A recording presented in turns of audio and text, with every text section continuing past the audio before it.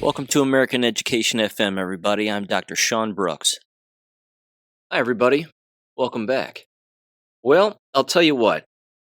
I've got just a couple of last things here regarding the Sound of Freedom PSYOP stuff, which I think is certainly worth examining slightly here. I'm not going to spend 30 minutes on it like I did the last time. Again, I would encourage you to go back and listen to the previous episode for a variety of reasons, but I gave my 2 cents on what I thought was going on and how it all seemed a bit strange. I have a couple of audios that I want to play that sort of further my point. And I'm not the only one that shares this point, which is fantastic, so I'm not alone in this regard. I have a great deal of education-related things as well, because there's a lot of things happening right now, again, here in the middle of July, so to speak, that is really telling of the much larger picture. And these schools are struggling in many ways, financially, and resignations in the middle of summer, which is not uncommon, but it's escalating, I think, certainly where I live, and it can't be the only place, because I've watched other school board meetings from other places, certainly around the state where I live, and that is the case. A lot of reshuffling, things of that nature. Same thing with SROs, school resource officers. There's a lot of panic about that because, again, everybody's believing the fake school shootings, and then they respond to the fakery, and then they all panic and say, well, do we have enough cops around? And what are we going to do if we have to share police officers? And all this other stuff. And again, Westerville City Schools around the Columbus, Ohio area is basically doing that.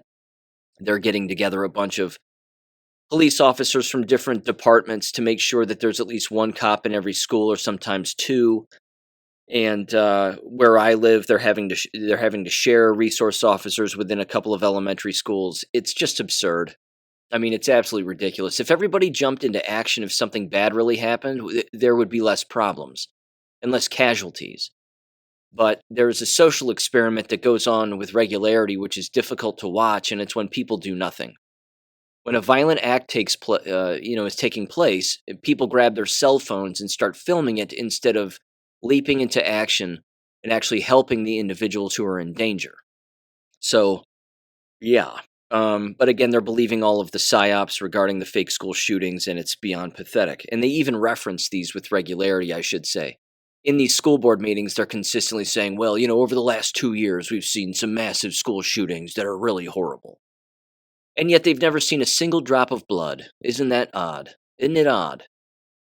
Not a single dead body, not a single drop of blood, and they just watch way too much television. So, yeah, I want to I've basically mentioned that already, but there's other stuff regarding education that I want to bring up as well. Let me see here. I've got some jab-related things specifically, too. I should say in regard to workplace bullying in the nursing profession. Ladies and gentlemen, this has not gone away. All of the stuff that occurred in 2020, 2021, 2022, the nurses' strikes, being furloughed, being fired, being taken advantage of, all of that is still going on. Not many people are discussing it, but I have some firsthand accounts here that I want to read to you later on, where, again, it's happening, without a doubt. And it's the unjabbed nurses that are the most awake to what's really happening. And even the ones that are jabbed and have come around to see the unprofessionalism and the lack of actual scientific proof, with, of course, the influx of all of the jabbed individuals that they work with, and then the ones that they don't work with getting sick, that's opening their eyes to what's going on also. So I have a few firsthand accounts that I want to read regarding that too. I also want to spend a little bit of time, even though I may put together a Substack here this month, about how the American education system, state departments of education, the organizations that they work with, right down to the local level and the little fundraisers that they do, are directly involved with child trafficking. Now, this is probably unwitting, certainly among the kids at the local level who do their bake sales to raise money for Ukraine. But ladies and gentlemen, the dots are on top of each other. They hardly need connecting. And this is happening with regularity. These people do these these virtue signaling activities, and they think that they're actually helping children.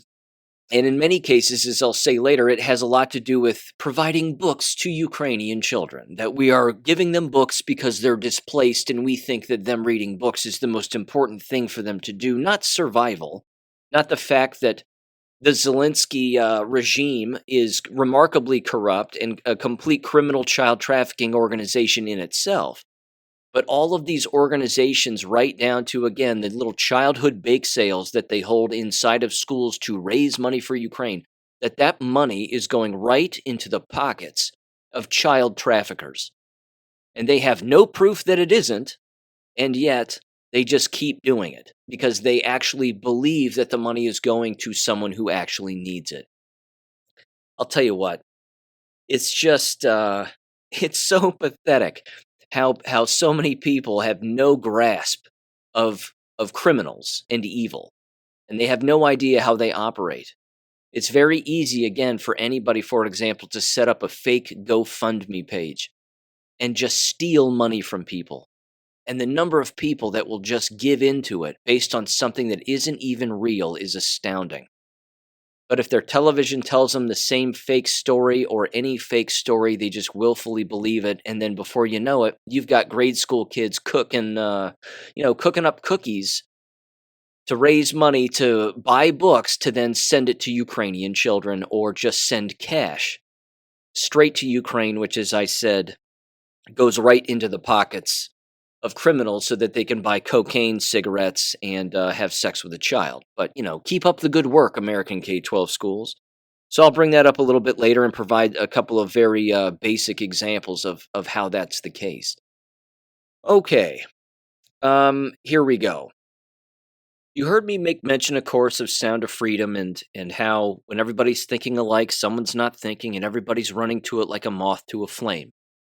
I, of course, went and saw the movie with some family members, as I said in the last episode. I'm going to do my best to not repeat myself here. I'm just going to jump straight to the audio here. I have 2 TikTok videos. The first one is from a woman who you have heard before. She's a doctor of something, I'm not sure which. Familiar face, my apologies for not knowing her name or forgetting her name, but she has an interesting take on the PSYOP of, again, going into the movie theater and spending the money and sitting through this ritual of, again, watching children be abused and XYZ. And then the second video that I want to play, and the audio that you're going to hear, has to do with who actually paid for the movie, who funded the movie. And it's not good people. Good people did not fund this movie, which actually lends more evidence as to why Donald Trump did not come out and endorse the movie very early on, because he knows who funds the movie.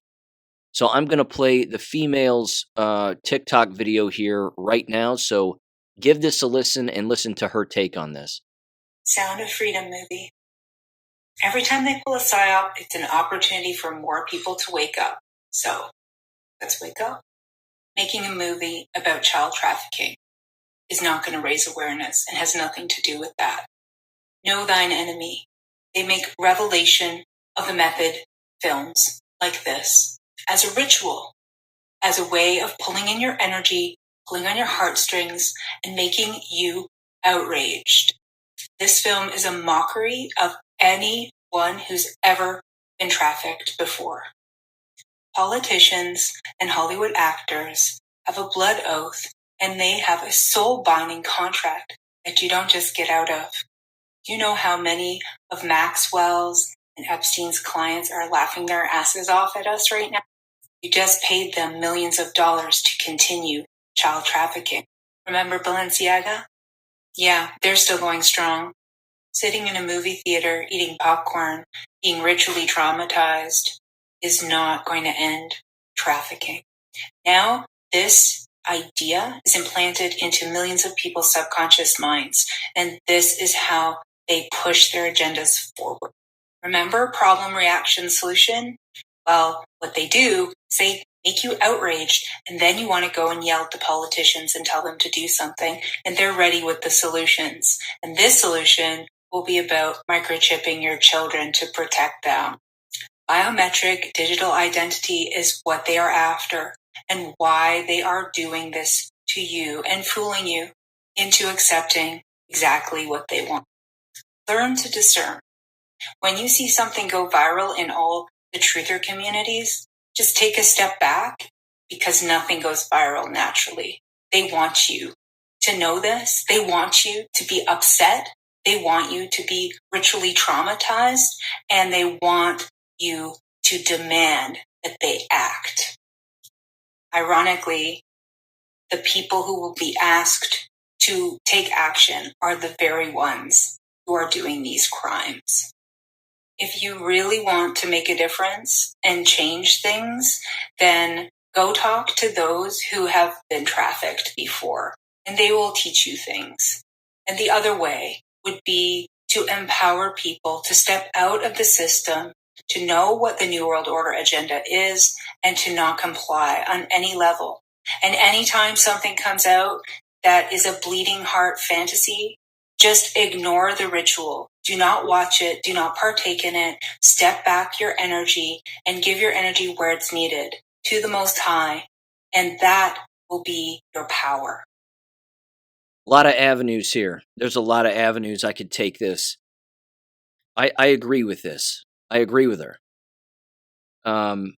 Again, everybody's chomping at the bit here. Everybody's taking the bait. The chum has been thrown in the water, and everybody's running around in circles, biting at it, making their own posts about it, and read my social media accounts and look at how much I like the movie, and then of course all the reaction videos that come after the fact. And at the exact same time, I saw this too, which I frankly thought was a bit interesting. Is that the theater business, as we know, is crumbling, and yet now they've just basically caused everybody to, again, bite at the exact same thing and flood the theater business, in particular AMC theaters, with copious amounts of money. So AMC theaters was losing money. Because let's face it, only the most brainwashed are still going to the movie theaters, are they not? Can we imagine, again, no offense, but that's kind of the way that it is. Can we imagine a future where there aren't movie theaters and where there aren't movies being made and, all of this propaganda and everything else that's associated with it? Because there really isn't anybody good affiliated with these companies and affiliated with these organizations and this, again, indoctrination, brainwashing apparatus. It's still a screen. You're still watching people tell particular stories, most of which are not real. I mean, did Tim Ballard actually kill anybody? Because in the movie, the implication is that he kills one of these guys at the end of the movie in order to free this girl. Did he actually kill this person or not? It's a movie. You're watching something, again, that is filled with things that are not real. Again, based on a true story. Child trafficking is real. We know this. You have to live under a rock to not know this is true, which means when you give your money to these particular things, whether the ticket be given to you or not, you're still giving it your participation and your energy. She has a point. There's no doubt about that. But there's just so much going on here, even from a stock portfolio standpoint. I mean, AMC's stock was plummeting. And as we know, the individual who runs AMC is directly tied to the Clintons. I mean, this is you can't make this up. And so the CEO of AMC Theaters used to work in the Clinton White House. I mean, I just feel like everybody's being conned on this thing. I feel like we've all been tricked. And that's why I wasn't very interested in going to see the movie, but I'm glad that I did, because it was everything that was in the periphery that I was paying attention to. Again, the signs on the theater doors basically saying, we don't want the riffraff in here. When I mean riffraff, more specifically in the last episode when I was talking about that, the theater was filled with black teenagers and black kids. I didn't see any white kids at all. None. Now, yes, it was 3:30 in the afternoon on, whatever day that was, a Thursday or a Friday, something along those lines. But it was black kids and black teenagers. Same thing with the employees. The vast majority were black. This particular movie theater never used to be that way. It was a vast majority white, which begs the question, and it's not necessarily a race thing. I'm simply saying it begs the question, what's the mind frame of the person going into the movie theater these days? Is it the awake person, or is it the people who are still brainwashed and dead asleep, regardless of race? I think it's still the asleep people. And yes, I know I was there and whatever else. But as you know, I'm not brainwashed and I'm fully awake and I get what's going on. That's why I'm seeing this for what I think it really is. And I agree with her take on this. Again, I didn't walk out of it thinking like, wow, this is something I've never seen before. That wasn't it. I was more concerned with the propaganda PSA commercials before the trailers even started. I mean, that was thick. Super thick.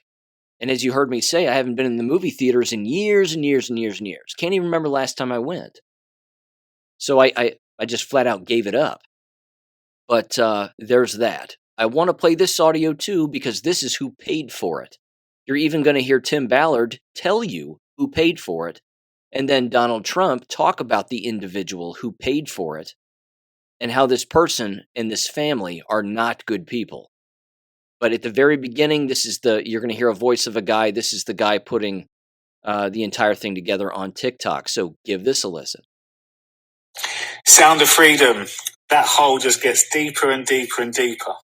So to all the truthers that are in denial and choose not to even entertain this topic, to all the lazy people not even willing to even look at the information presented, you stay over there, you sit on the fence, you do what you need to. Let other people continue digging. Because when you dig, all you need to see then is who funded this film. Tim Ballard says one name. Carlos Slim. Who's paying for this movie to come about? I think Jim's. Aren't you from the bill? A great group of people have come together to invest in this production. Some of them, the Carlos Slim family is involved. Really? From Mexico, JP, John Paul DeJoria. Fox has helped distributing it. Really? Yeah, Fox, Century Fox. And for the folks who don't know who Carlos Slim is, tell them who he is. He's one of the wealthiest men in the world. They are really, really bad people. The largest shareholder in the Times is Carlos Slim. Now, Carlos Slim, as you know, comes from Mexico. He's given many millions of dollars to the Clintons and their initiative. So Carlos Slim, largest owner of the paper from Mexico. Reporters at the New York Times, they're not journalists. They're corporate lobbyists for Carlos Slim and for Hillary Clinton. We're going to let foreign corporations and their CEOs decide the outcomes of you just can't do this. We can't let this happen. We are not going to let it happen where they decide the outcome of our elections. They can't do it, and we're not going to let it happen. If you look into Carlos Slim, because that's all it takes, just a little look in, comes back to the Clinton Foundation. In fact, he donated millions to him, one of the biggest donors to the Clintons. So the funder of this film, that Tim Ballard knows quite well, is coming back to the Clinton Foundation. Just a coincidence, they say. Come on, people. Let's start awakening to this darkness, because it is. People just sit on the fence. They don't want to know. Get your wallet out. I've said it many times now. That's not helping. What's not helping, though, is then coming after people that are doing their work and then making all these suggestions as well. It's stupid because we want the truth. So Carlos Slim, if you look at also Frank Gustra, who was in the same meeting with the Clinton and Carlos Slim, he's linked with Pizzagate. He was in the emails. This was his company's logo too. We've seen that before. People, we have to start being open that we've been lied to on every aspect. It's just the fact now it's getting darker and darker with people that we assume are good, and that's why it's so hard to take. Yet this is the Great Awakening. That's how evil works. They blend within the shadows. We've been told that many times. Now we've brought them out into light. Now they're panicking. But now the darkness is coming out within us because the cognitive dissonance kicks in. Now it means something because no, it can't be. This is the world that I've looked. Fortunately, it is. Yeah, if we keep going to endgame, we've won this war. We're in full control. The world's going to change completely, but we have to go through this. We have to see it all. Pay attention now. If AMC theaters didn't want the movie playing in their movie theaters, they wouldn't have the movie in their movie theaters. If AMC wants a movie in their movie theaters, they'll put it in their movie theaters. And they're not doing it because they're good people. They're not doing it because, they're on the side of humanity and they're on the side of good. They're a company who's run by horrible, horrible people. And yet, they have it in their movie theater and they're making money on this singular movie hand over fist. Why? Because they're losing copious amounts of money on everything else. But they need a nice little influx so that they can take that money, stick it right back into their pockets, and do whatever they want with it. And again, what are they doing with that money? We know what they're doing with that money. And it's not good. Again, I agree with him. I agree with the gal before him. This is the problem. We're still participating in this, and we're still funding this criminal organization. Doesn't matter how good the message may be. We're still funding it, and we have to look for all of the avenues where we need to not fund it, and then stop funding it. The streaming services, going to the theater, wasting our time on the bread and circus bullshit, all of that, all of it. It's absolutely nuts. But it just keeps going, and it isn't gonna stop until people just stop. I personally can't wait for a time when cable television ceases to exist. I mean, I can't wait for a time when bread and circus and sports ceases to exist, and when movie theaters cease to exist, and when K-12 schools cease to exist. I'm an abolitionist. Yes, does that mean people will lose their jobs? Of course. But think of what they could be doing to make this nation better. Think of what they could be spending their time on to make this nation a better place for all of us to live in, that is free of crime, free of indoctrination, free of the lying and the brainwashing, all of it. And as we all know, I should say, because I'm not alone in this regard either, we all know that when you put down a particular habit, that's a bad one, or you stop watching a particular thing or putting your money toward a particular thing, you find that you have time for something else. Heaven forbid you pick up a book instead, or you listen to an audiobook instead, something nonfiction, hopefully. Whatever it may be. You work outside, you help something grow, whatever it is. But you're putting your effort into something that matters more. Even your own children. I mean, you've heard me rail on this constantly. You pull your children out of the American public school system, you're forced to do what? You're forced to pay attention more to your children. You're forced to teach them more. Have more one-on-one interactions. Heaven forbid, have serious conversations about serious things around a dinner table where everybody's sitting around eating the same thing. There was a time when that was commonplace in America. And there was a time when, again, people didn't run to the movie theaters to escape for a few hours and be ritualized into watching something that frankly isn't new. I just felt like from the very start we were being duped, which is why I was watching all of these social media posts where everybody's running toward it and clamoring for it. You have to go see this and you have to do this. I thought to myself, wait a minute. It's just like a fake school shooting. How on earth could a tranny go into a Nashville school and shoot up the place? Oh my gosh, those poor kids.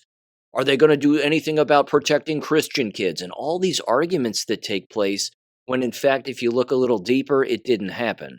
Same thing with the Sound of Freedom stuff. So there you go. I have a feeling that as time goes on, more is going to come out about this, but yeah, it's an odd one, but it's not good because the people behind it are not good. And like I said in the last episode, Jim Caviezel, is an actor. He's an actor. He is not Jesus Christ. He played Jesus Christ in a movie. He's not Jesus Christ. So, just because Jim Caviezel starts talking doesn't mean we all have to go, everybody, shh, be quiet. Jim Caviezel's talking. I think, we would do better to just say, okay, Jim, thanks for the overacting in a basic interview where, cameras aren't rolling. Just cool your jets and take it easy. Again, I'm not doubting that the man has done good things. He certainly has. I personally remember seeing him in the movie The Thin Red Line. I thought he was excellent in that movie. And if you want to watch a movie about the absurdity of war and how no one wins, I would recommend watching A Thin Red Line. A lot of weird actors in that movie. It's almost everybody you could possibly imagine is in that movie from an acting standpoint. I mean, Travolta, Nick Nolte, Woody Harrelson, Sean Penn, Thomas Jane, a bunch of people are in that movie. But either way, his performance in that was great, but he's an actor. That's the whole point. I don't think Jesus Christ was an actor. So, yeah, there you go. Okay, moving on. No more about Sound of Freedom. Couple of things here, again, just geopolitically real quick, two particular stories, and then I want to dive into education. Of course, there was this last week, which was huge, and it, of course, had to do with a Missouri lawsuit, if I'm getting this correct. Federal judge struck down Joe Biden's attempt to basically deny people the First Amendment, and as it turns out, the Biden administration has attempted to halt a preliminary injunction for this historic First Amendment case.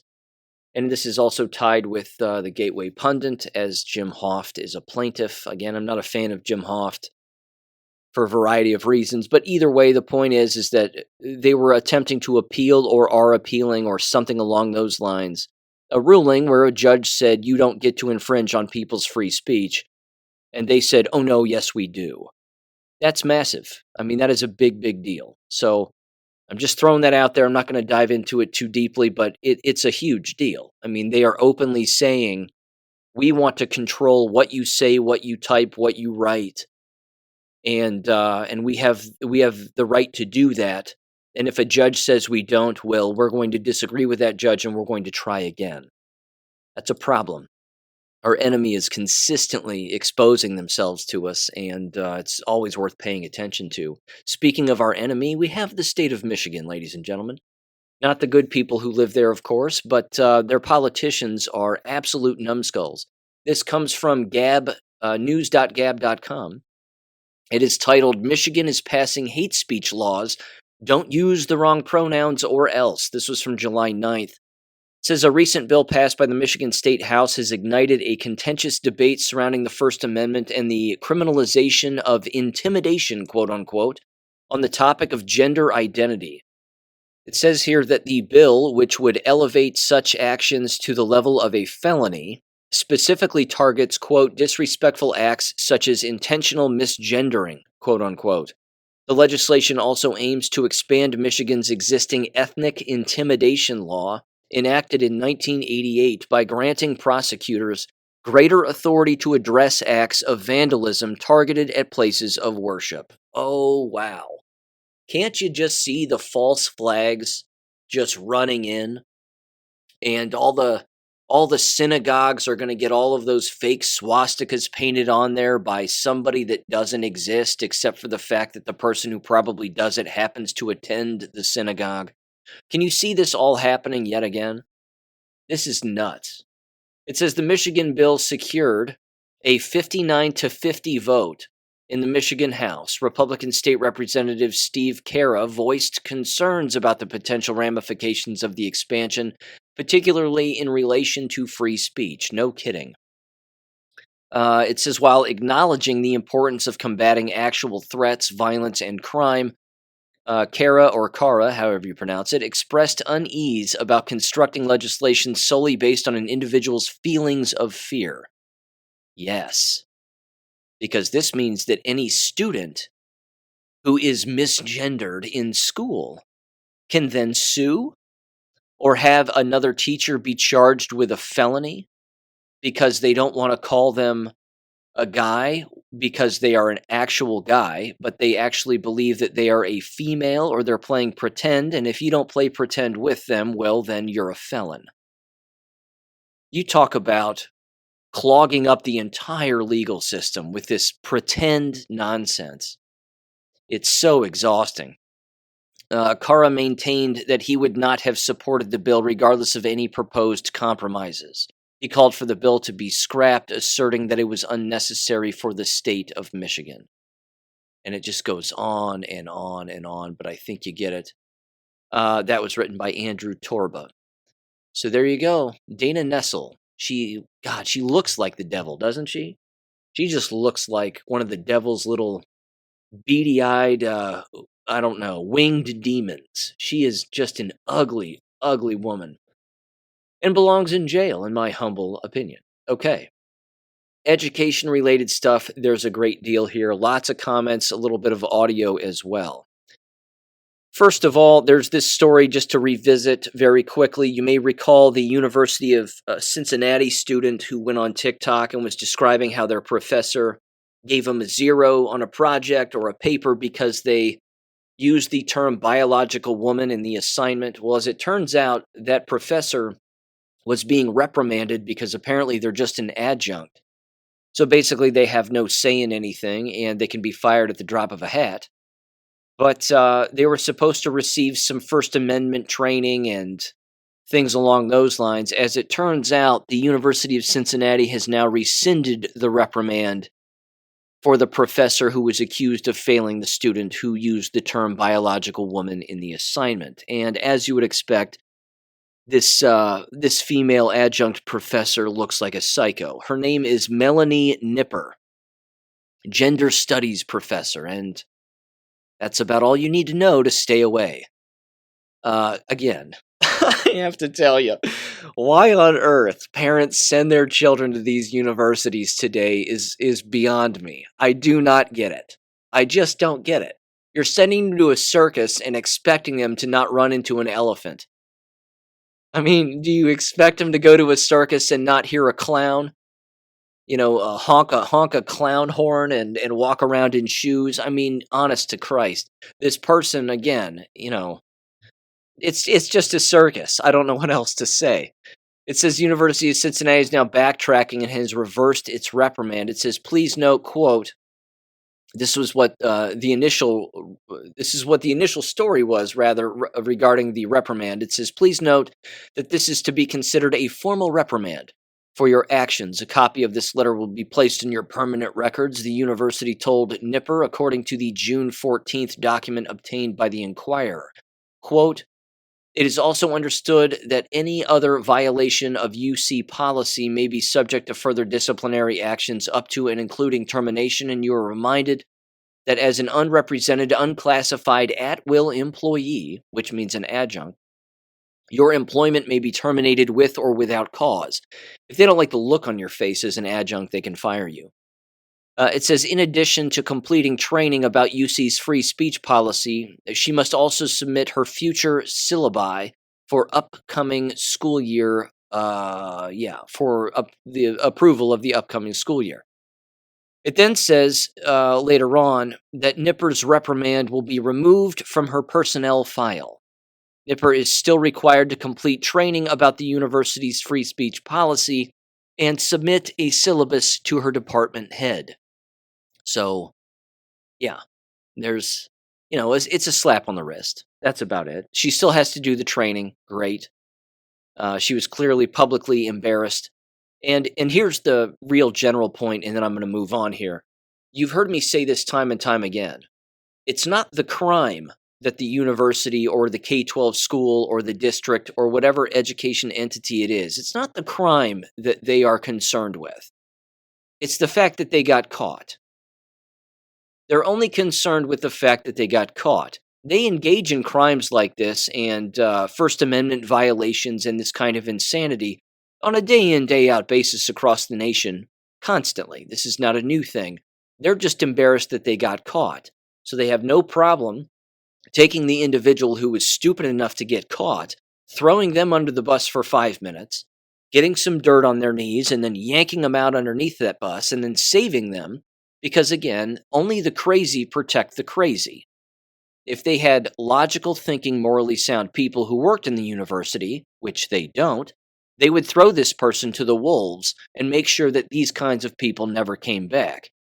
But they don't do that. They protect their own by and large because, again, they have to be equitable and they have to be diverse and inclusive and all this other horse shit that makes morally sound people, well, look more morally sound, and it just makes the crazy people look more crazy. So there you go. Moving on. I have a piece of audio here from Grassroots Army on YouTube regarding a school board speech that was given by an employee of the school district, a school teacher, and they're talking about professional development, quote unquote, that they received in the spring of this year, I assume. And as you'll hear them say, they specifically bring up the fact that they were told within this professional development, which again has a lot to do with queer theory and DEI and SEL and all that other bullshit, that the school district and the school are not going back to the way that things were before 2020. Now, you've heard me bring this up in the past, and I've played audio on this show a long time ago. And it was actually a giant piece of audio. It was, if I'm not mistaken, a Zoom call from a particular guy that Vanessa Hurst even threw my way. And this is where I first heard about it. But, well, I didn't first hear about the agenda, but I first heard it coming from the mouth of one of the horses involved. He was essentially saying that, again, the whole Great Reset and all of that stuff had to do also with the education business. And this guy was involved on the nefarious end of all of it. Specifically, again, having to do with the Marxist agenda, which, as we know, is satanic and Jewish and all of that. It's the Khazarian mafia infiltration of all of their perversions, and they aren't going back. The American K-12 school environment will be this way from here on out, no matter what. Even if patriot-minded parents who are morally sound attempt to take back their school boards, quote unquote, you still cannot get rid of the riffraff that exists within the school environments. You can't. You're going to have a legal battle on your hands here, the likes of which you can't imagine as a patriot-minded school board member. These ticks are too well dug in. They are dug in within every school environment because they are brainwashed. They do not know what they are doing because they are the useful idiot of the Marxist agenda. And blinding someone from the truth, as we know, is a satanic agenda. That's Satan himself. These people cannot be saved. I really don't believe that they can. Leaving the business and then looking at what they did while they were in the business might save them, but too many of these people are far too left and they're far too gone. I'm going to play this audio. You're going to hear her describe the words of these individuals that were involved with this professional development. And then the second person who speaks is coming up to the lectern, and he's a male. And he ends up, again, sort of finishing comments from someone else who was apparently speaking in the board meeting. And anyway, you'll get the gist of the entire message here because these school board members don't care. They are the ones also pushing this DEI, SEL. We all need to be equitable and blah, blah, blah. They're the ones pushing this. And ladies and gentlemen, it's not going to go away. This is a permanent fixture now in American K-12 schools. It happens at the charter school level. It happens in private schools as well. I mean, you have to be very selective as to what kind of private, quote-unquote, Catholic school you are finding in order to send your children to, if you're even going to do that. The homeschooling environment with morally sound parents is the safest place. I emphasize morally sound because we do know that there are endless homeschooling environments that are going full gay agenda with their children in a homeschooling environment, and clearly, those are not safe places either. But this is what this woman says about her professional development, so give this a listen. I am a resident of Maple Grove, and I'm sharing a letter on behalf of an Osseo Schools elementary staff member. This spring, I was required to attend a department training called Creating Gender Inclusive Schools. The training began with a statement made by a staff member that included the statement, "No matter what the pushback, we are not going back," regarding the gender inclusion approach in our district. Some of the things that were presented by the Welcoming Schools group included the following. We were instructed to discuss our definition of gender. I immediately felt uncomfortable because I had a feeling that if I gave the definition of gender that I agree with, I would be labeled as judgmental because the first agreement given for the meeting that night was to replace judgment with curiosity. There would be no time for me to explain further that I care about everyone even when I disagree with their belief system. We were given the definition of gender according to this speaker. Gender is determined by time and space, boy, girl, a blend of both, or neither, none of which were based on biology. A statement was also made that because of white supremacy, gender expansiveness has been suppressed. But now, because of the media, students feel free to express themselves. Hearing the mindset that exists at the upper level of our school district showed me that as a staff member, I am being pressured to teach concepts in direct conflict with my beliefs, which are not in alignment with that perspective of gender. Most concerning from this presentation was the depiction of a gender snow person.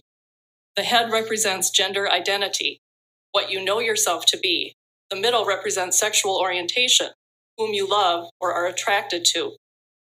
The speaker said that for our youngest learners, we can use the words romantically attracted to if the word sexual is going to be a problem. And that even preschoolers know the difference between love for a mom or dad and love for someone else. The bottom of the snow person represents the sex assigned at birth, boy, girl, or intersex. It was stated that all of these are non-binary. He also said, yes, we are going to talk about this with young students. This is disturbing to be talking about romantic relationships with kids who are as young as preschool, not what the schools are intended for. The next topic was pronouns. The presenter started by telling us that some people are now using all the pronouns. We were told that this is not a big deal, that students feel safer at school than at home.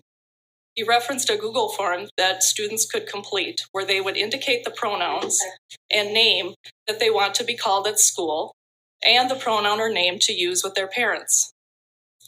Is this allowed without parents' knowledge? Regardless, is it now our job to keep secrets? Why are we undermining the family and the influence of parents and/or guardians? Thank you. My name is John Gapp, and I'm a Maple Grove resident and an Osseo school dad, sharing the second half of the letter previously read from a district member. We were told that using our pronouns makes us a safe person, and we should ask, what pronouns do you use? What happens if, as a staff member, choose not to include my pronouns in email or introductions, or do not agree with asking students this question? We were told we need to become fluent in speaking the language of talking about kids of all genders, because here in our school, everyone gets to tell their own story. Is this really true? Do we all get to tell our story? Do I have the freedom without repercussions to discuss my personal views with students and staff in the school? I don't think so. I wonder about the people we serve in our schools who hold non-judgment care and concern for all people, yet will not affirm these beliefs. I wonder how many students will feel like I do, uncomfortable speaking up because our views of gender and sexuality do not fit this new definition. As a staff member, I am being told that if we do not affirm these choices, we are labeled as hateful and judgmental. This presentation truly impacted me in a negative way. Not only does the content come into direct conflict with my personal beliefs, but I am also concerned about the damage it will have on children in our schools. What about the families' trust in us when they send their kids to school? In my opinion, elementary teachers should model and teach what it means to be respectful, kind, a good student, and a good friend. We should teach how to get along with one another and work together as a team. We care deeply about the well-being of each and every student and are tasked with teaching a solid foundation of reading, writing, and math. It is a complex job that does not need the added burden of discussing gender and sexual identity. In addition, why should children be exposed to these ideas at a young age from someone other than their parents? Even our family life curriculum has an opt-out option. Where's the opt-out option for the items described in the LGBTQIA+ history and culture resolution? I am baffled why Osseo area district or Osseo area schools is putting significant time and resources into this topic. Approximately 50% of our students are not proficient in reading, and the same is true for math. Our focus should be on improving instruction so that each and every student leaves our schools with reading, writing, and math skills they need to achieve their dreams. District leaders should be looking closely at the schools where our students are making aggressive growth in these areas and spend time and energy and money necessary to further these efforts rather than planning the next move to spread LGBTQIA+ messages. Thank you. The people in the crowd applauded at the end of both of their talks there. I hope that you hear that and you hear what they're saying. And it's just exhausting. Because that's how you should feel. You should just, be hanging your head a little bit and just going, good God, does it ever end? Will this ever stop? And the answer is yes, it will. Only if you leave, though. It will only stop when you leave. The reason I play these also is to keep you well informed that this isn't going away, number one. Number two, it's not going to go away. Number three, and this could be the most important part, it's hardening the resolve of the parents who have pulled their children out of these school districts. It's making them look like geniuses because they are. It's the homeschooling family that is hearing that and saying, thank God we don't have to participate in that anymore. They probably did at some point, whether they knew it or not. I mean, they were sending their children to environments that were doing this kind of thing. But the relief that they have to feel as homeschooling parents, knowing that their children are old enough to read and write and teach themselves, that they don't have to deal with this kind of ritualistic abuse anymore, because that's what it is. It's sexual abuse, and it's being pushed on adults who are working in these environments, and they don't want to do it either. Many of them don't. Certainly the most morally sound and knowledgeable don't. But this is a constant. This is not going away. They're not going to back away from this. It's too embedded. It exists within the Department of Education, state departments of education at the state level, all the way down to the local level, which brings in the more serious accusation, and it's a fact, as a matter of fact, that has to do with how these educational organizations and environments are directly involved with child trafficking. Allow me to read this first, because this will lead us right into it.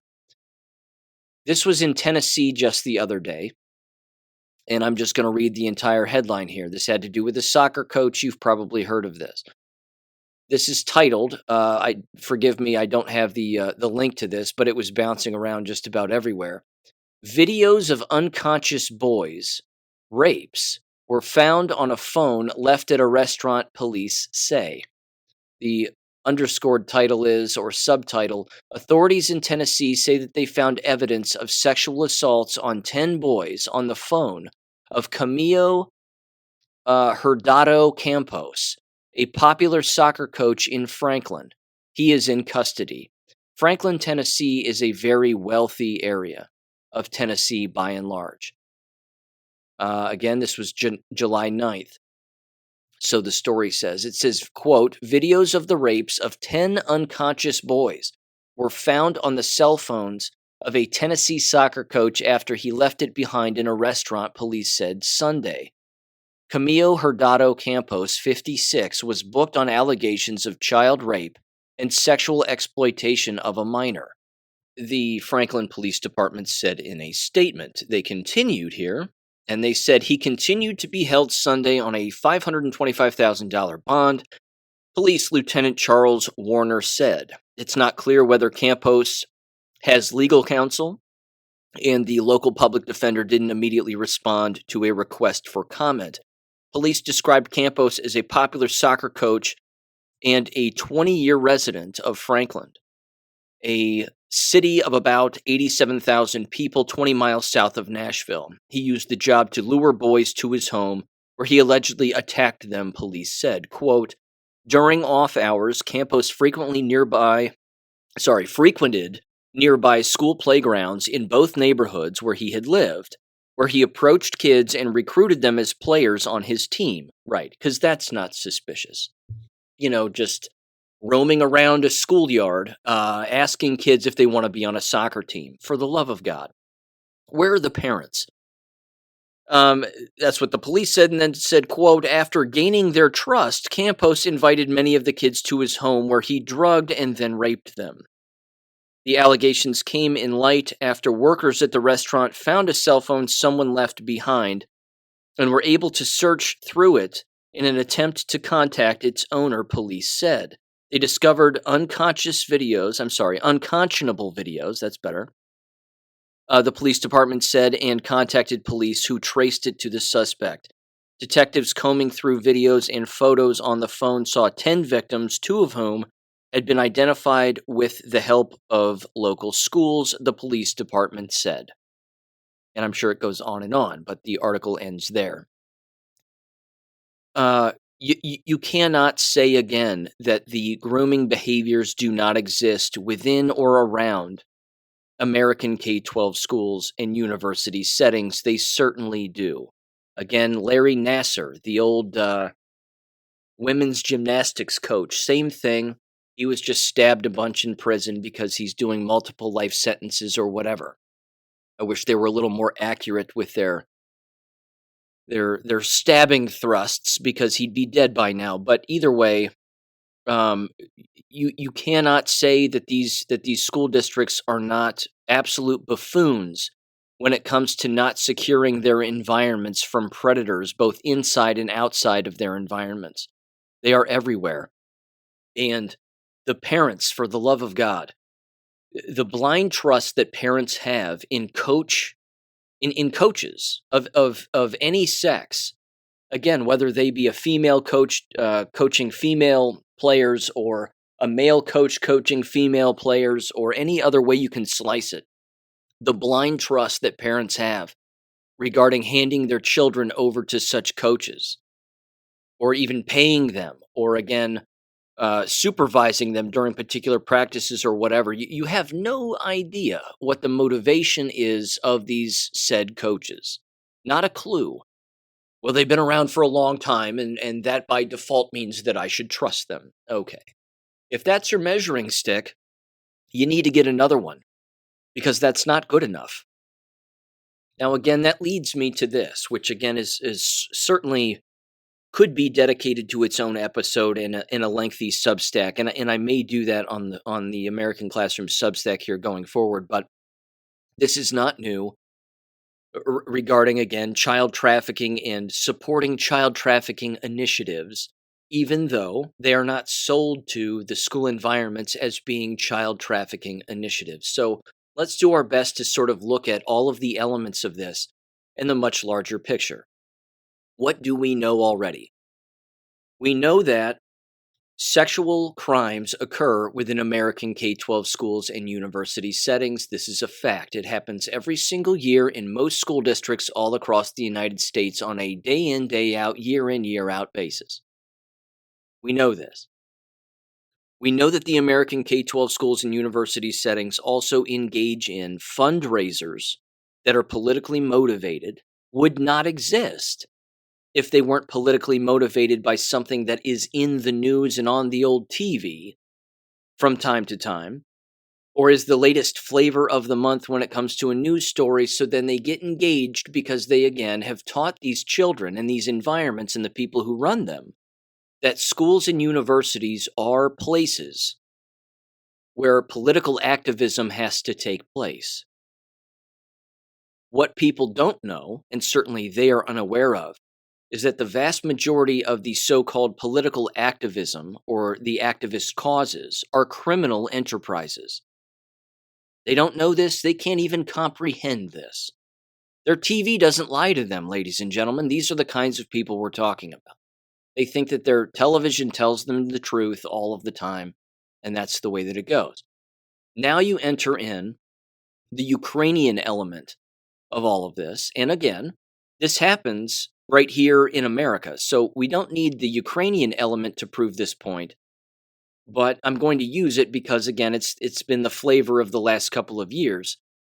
And all of the information and intelligence that has come out of Ukraine clearly describes it as being a Zionist-controlled satanic playground for child trafficking, human sacrifice, organ harvesting, bioweapons labs, and drug manufacturing and distribution, prostitution, you name it.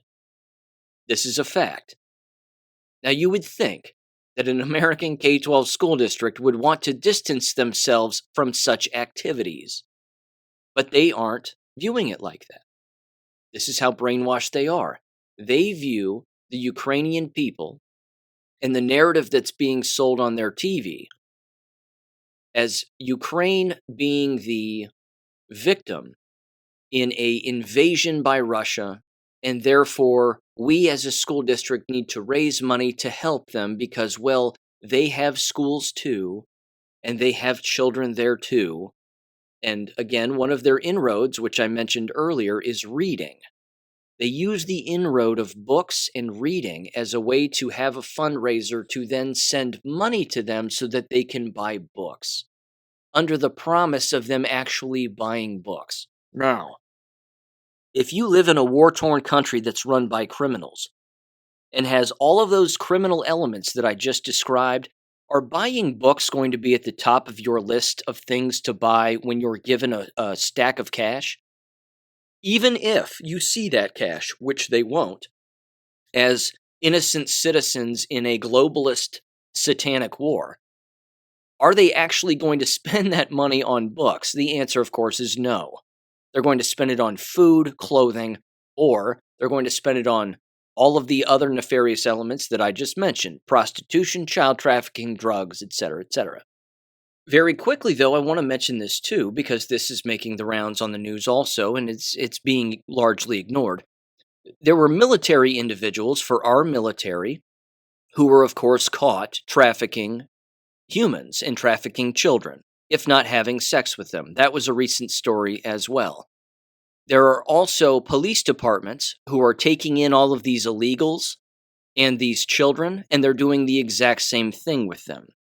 Police officers having sex with these kids, police officers in the United States having sex with these refugees, etc., etc. Refugees, sorry. I didn't mean that. Illegal aliens. You get what I'm saying. Our own quote-unquote law enforcement officials are also engaged in this and always have. If they can be engaged in such things, so can the American K-12 and university education system, because they all are tied together. They all work with one another on a constant basis. So I kind of want to go up the ladder here when it comes to sort of the chain of command, I'll call it, but certainly an order of operations from the most local to the larger apparatus which exists, which I would assume is the university level, because there's a great deal of colleges and universities that, of course, donate to Ukraine. And there is a Ukrainian connection that is this thread that runs through all of these education organizations, and again, right down to your local American K-12 school. So here's the first one. I'm just taking this from the local level. I'm running it right through education organizations, and I'm going to stop at the American university level regarding donations for Ukraine. This is Wells Middle School, and this is the Brewster Central School District. Now, Brewster Central School District is a school district in New York State, and they are in Brewster, New York. I'm not sure exactly where that's located. I don't think it's anywhere near the city of New York, but the point is, this is just one of them. If this one school in this one school district can do this, ladies and gentlemen, this can happen anywhere, and it is happening lots of places. So here's what the particular article says on their own website. Again, Brewster, New York, the Brewster Central School District. Wells Middle School, it says, works together to raise money for Ukraine. They have a picture of 5 girls. Sorry, 5 students and one male. These are middle school students, okay? These are the kinds of people that Ukrainian child traffickers would love to traffic if they could. So the irony is palpable that you're actually using brainwashed school students to advocate for something that they themselves would be the victim of if they were directly involved, but they are funding it with their participation and their donations. It says the following here. By the way, there's lots of names in this. There's no way I pronounced them correctly.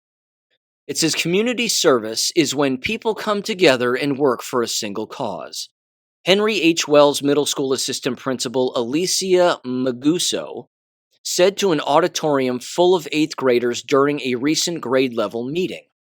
This, of course, was this last year. It says that's something that we did together as a school, and I think it's really important to celebrate it.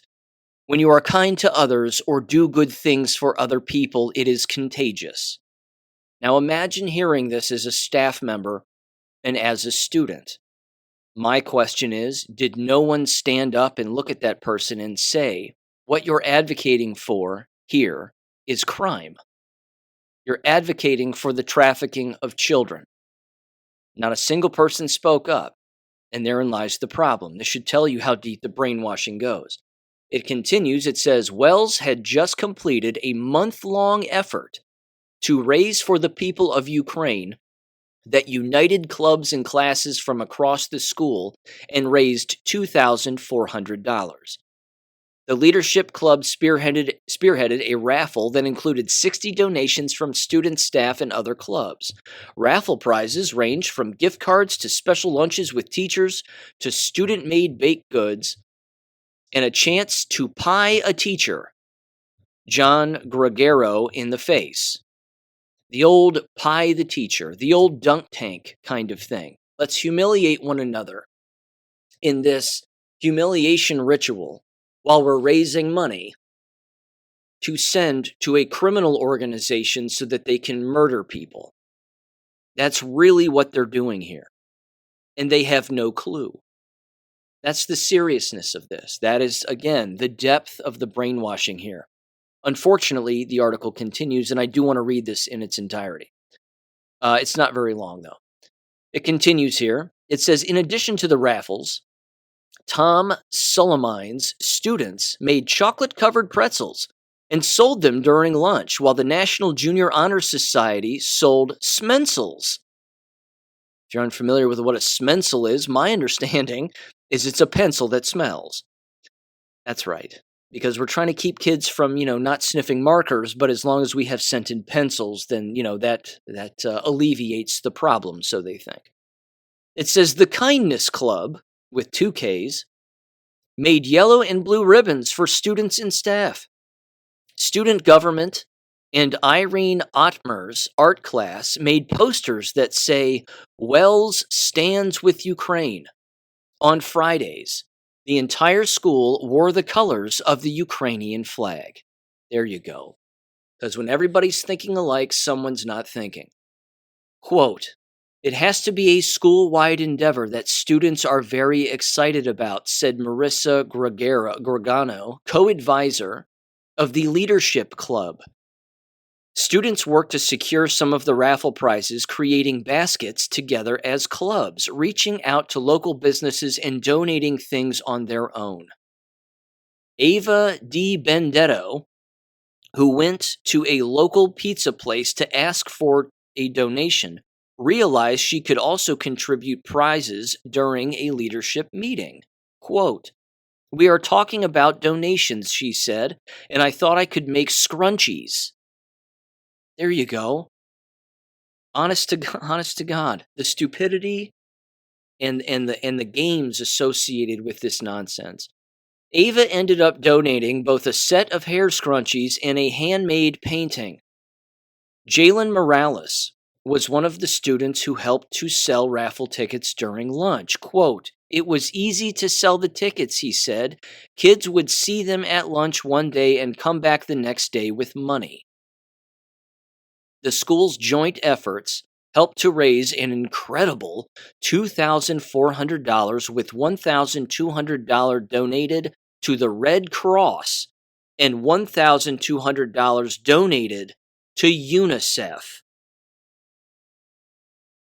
So it didn't go to Ukraine.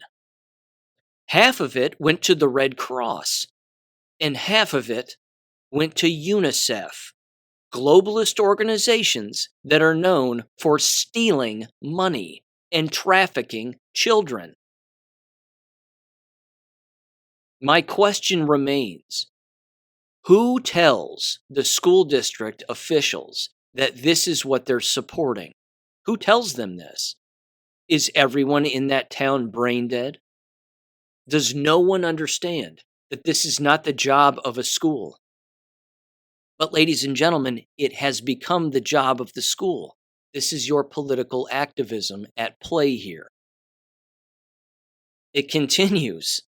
It just keeps going. Quote, "We really come together as a school community to make sure that we are helping others." Maguso said during the grade level meeting, quote, "That's something that's really important. It's something that we all want you all to leave here with," unquote. Good Lord. Let's see. Maguso said that the district's Strategic Coherence Plan, or SCP skills, and how schools' efforts incorporated every one of them. Oh, get ready for this quote. She said the following: "All of the work that was done through the school-wide effort for the people of Ukraine demonstrated our SCP skills," she said. There was collaboration and communication between clubs, recognizing that there are people in need and wanting to help. That's part of civic responsibility. I would argue differently and say, no, your civic responsibility has to understand with, or deal with rather, your understanding of what you're doing. And they have no understanding nor grasp of what they're actually doing. It says she said, you used critical thinking to figure out how we were going to be able to raise money in a fun way that would motivate people to participate. You were adaptable. Some students gave up parts of their day in order to work the tables. And this took about a month from start to finish. It takes perseverance to see something through," unquote. And that's the end of the article. They wasted a month on this to donate $1,200 to the Red Cross and $1,200 to UNICEF. And here's another picture with all their buckets and all their raffle tickets and all this other nonsense and all these parents and school members, employees that are participating. It's beyond disgusting. They have no idea what they've just done. Not a flipping clue. Which means no one in that building is teaching them the truth about what they're really doing and what's really going on. They have no idea. Now that stretches to this. Here's another school. The Richfield Dual Language School.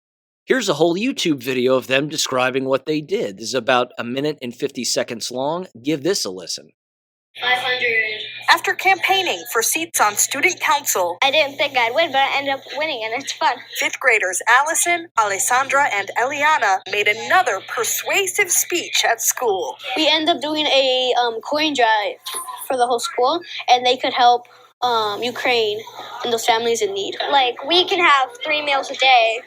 They most likely cannot. Basically, what's a little of our money when they don't have any? On Monday, they collected pennies. Tuesday, nickels. Wednesday, dimes. Thursday, quarters. And then Friday, dollar bills. We had jars in each class. We had to count all the coins every day. They also accepted online donations. The class that had more points would actually get a prize for it. They won movie day with pajamas and popcorn. In 1 week, they raised $7,500, which will now go to Care International. an organization supporting Ukrainian refugees. It makes me feel really good about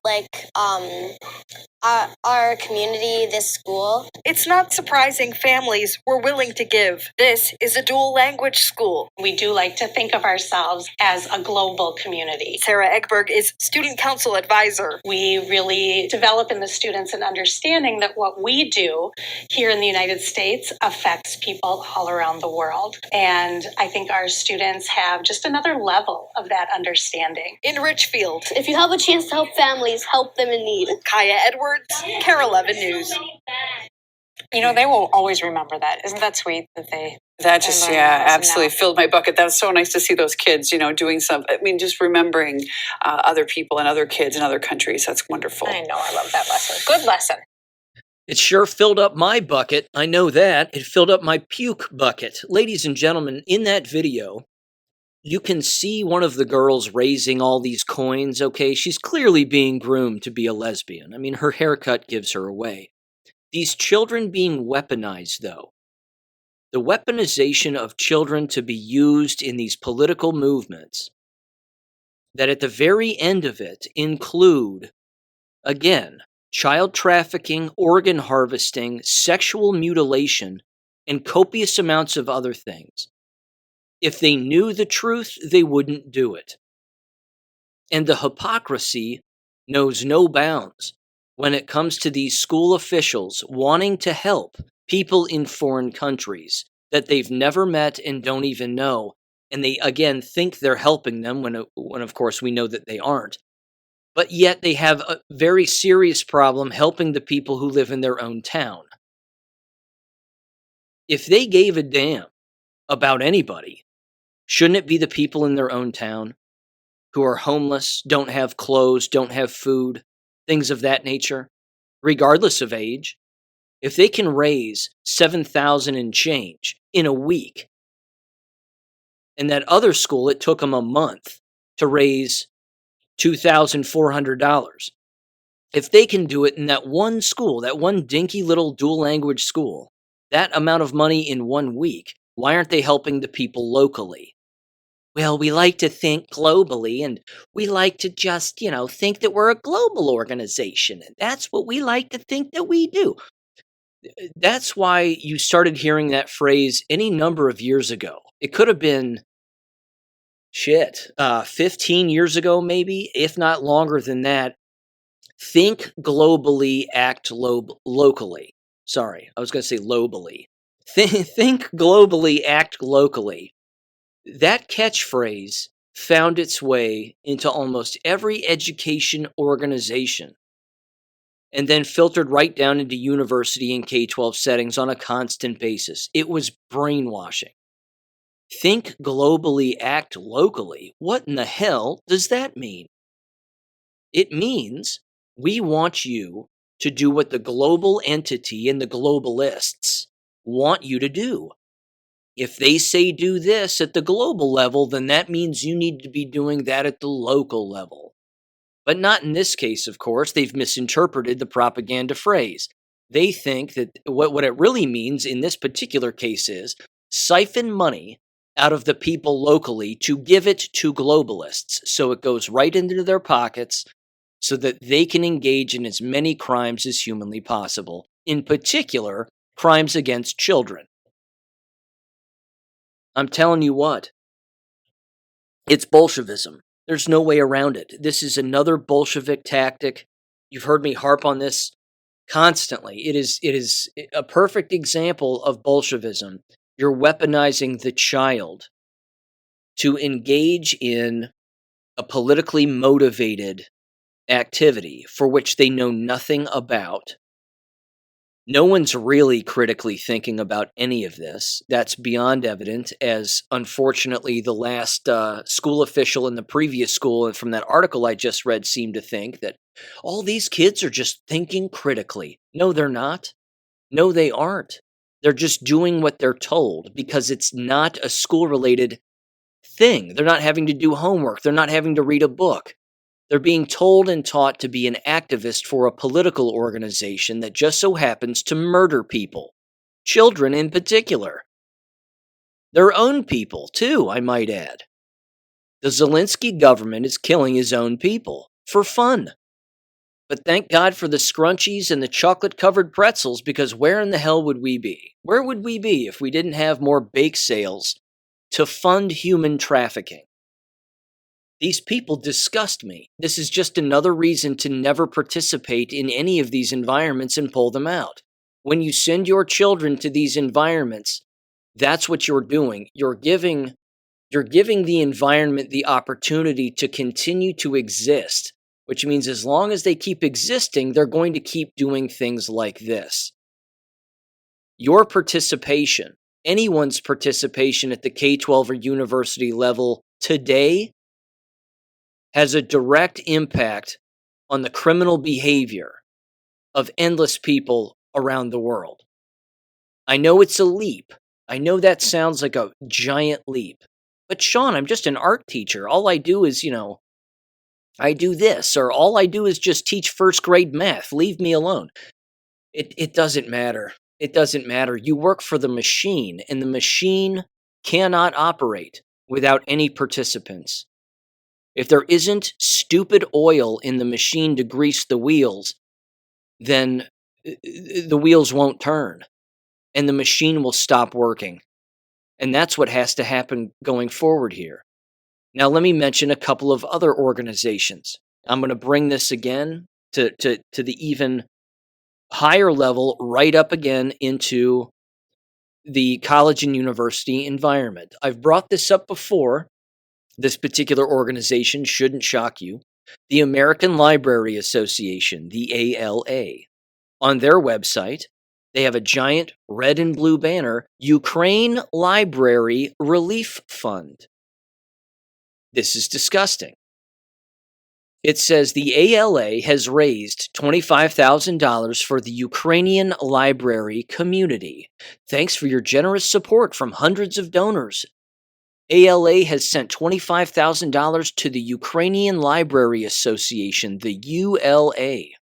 The Ukrainian Library Association expresses our sincere gratitude to the American Library Association and American library community for the unity and support of Ukraine and Ukrainian librarians. It says the funds are being used under the title program, We Work for Victory, to do the two following things. And ladies and gentlemen, these are not happening. Restart their work, fulfill restoration and preservation of libraries that suffered as a result of hostilities or actions of Russian occupying forces and administrations, including repair work, purchase of equipment, replenishment of book collections, and other resources. That's not where the money is going. The second bullet point, develop and provide services to internally displaced persons, IDPs, war veterans, and those who study online, etc. No. The money's not going to that either. It's going right into the pockets of people who traffic children, run drugs, etc., etc. The list is endless. It says ULA has distributed $15,000 so far.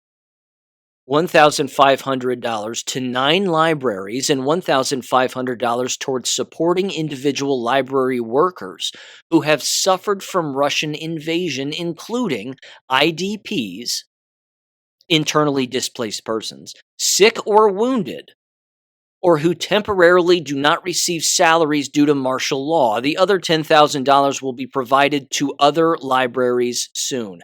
Do you believe that? Do you actually believe that? What is $1,500 going to do for 9 libraries? Nothing. And what will $1,500 do to people who are sick, wounded, or don't have a home? Absolutely nothing. It will do nothing.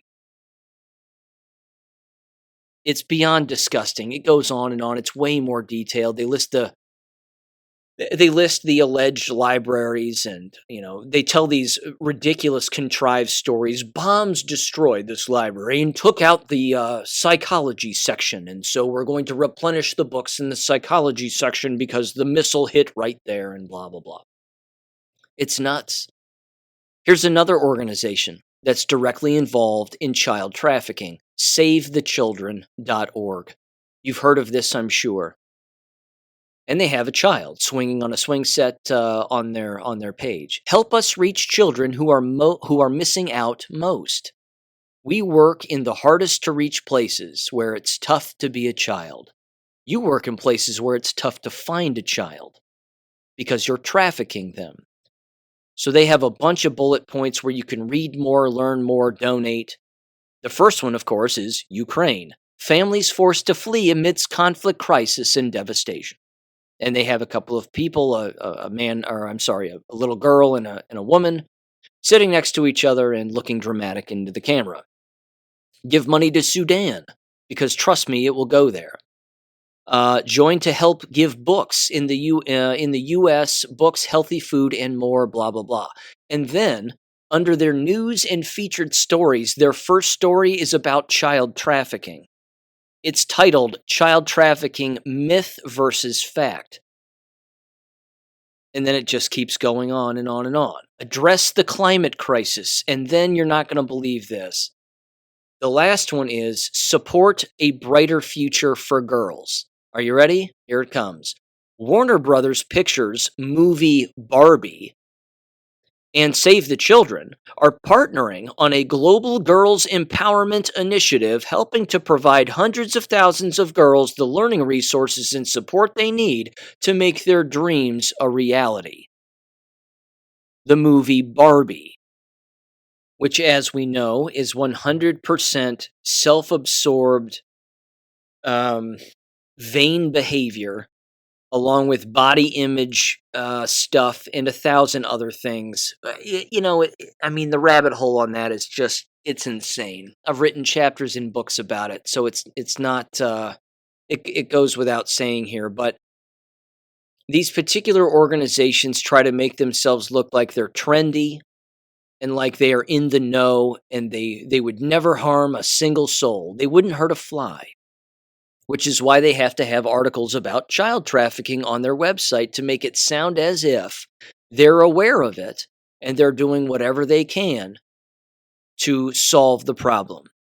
But when in fact, you pay people like SaveTheChildren.org, that's all you're giving them money for. They're pocketing the money to traffic children because trafficking children is profitable. It's more profitable than practically anything else. It's right up there with organ harvesting. Same thing. Then there's this. Colleges and universities. This is from collegevaluesonline.com. Last updated at the beginning of this month. It is titled 30 Colleges Supporting the Ukrainian People. I'm going to read them off here. It's absolutely disgusting. Here we go. Number 30. Middlebury College. Number 29, Indiana University. 28, Lehigh University. 27, University of Illinois at Urbana-Champaign. 26, Mount St. Joseph University. 25, University of Connecticut. 24, University of the People, which is all online. 23, Louisiana State University is number 23. 22, University of Pennsylvania. 21, Princeton University. 20, the University of Kansas. 19, Columbia University. 18, Pennsylvania State University. 17, Georgia Institute of Technology. 16, Santa Monica College. 15, Texas A&M University. 14, Massachusetts Institute of Technology. 13, Bard College. 12, Yale University. 11, Harvard University. 10, Yeshiva University. 9, Cornell University. 8, University of Michigan. 7, University at Buffalo, the State University of New York. 6, Michigan State University. 5, the University of Chicago. 4, Biola University. 3, Stanford University.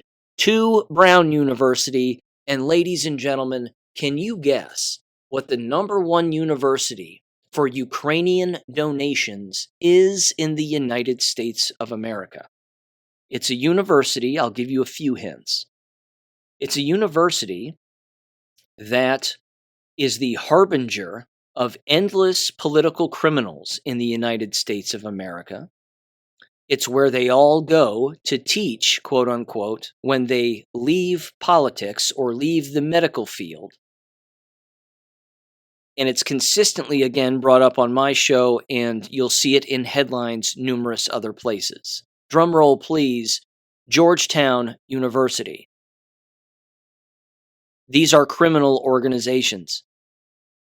They are directly engaging in child trafficking. You could take them all down with the RICO statute. Not a lawyer, like to pretend sometimes, but in a perfect world, they could all be brought down at the same time because they're all engaging in the same thing.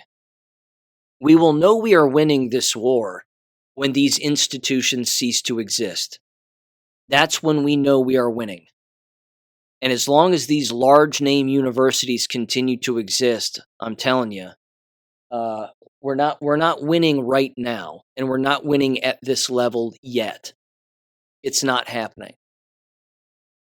So I want to bring that to your attention. And in summary, on that particular subject, there is no doubt that American schools and the American K-12 and university school system, along with all of the organizations that affiliate with such schools and such educational institutions, quote unquote, are raising money to traffic children.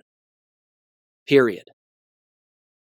Now I'm going to move on to some jab-related things here, and there's a great deal to get to and another discussion that I want to have. This is going to be a long episode, so my apologies if you're having to dip in, dip out, or you're just not listening anymore.